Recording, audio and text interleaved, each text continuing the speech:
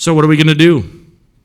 What's the answer? Well, I actually think, I said this to Vince earlier tonight, that there is more momentum behind this movement than there was behind the COVID freedom movement.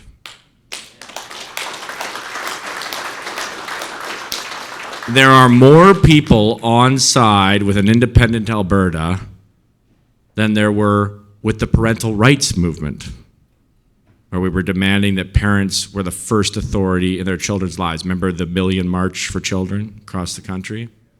There's more support for this than that.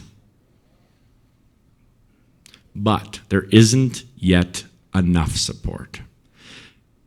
Now, startups often fail. I'm sure people have heard of that. Entrepreneurs often go bankrupt, and Take Back Alberta was not much different. It was the first time I ever attempted to run an organization, and many mistakes were made.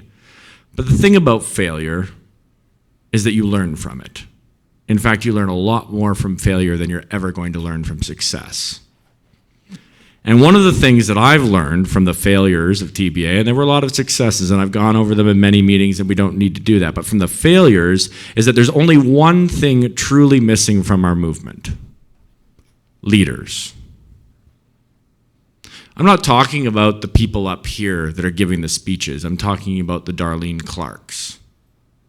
I'm talking to people who will put a stake in the ground and say, I will put on a meeting and I will invite people, and even if nobody comes, I'll put my name on the line. Because here's the thing, all of our groups, everybody that spoke, would be more than happy to promote a meeting.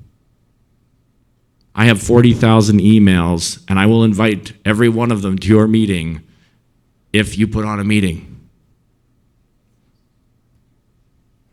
There are hundreds of thousands of followers across Alberta on social media platforms that are very pro-independence that will advertise your meeting. Now, but here's the thing, it's a risk.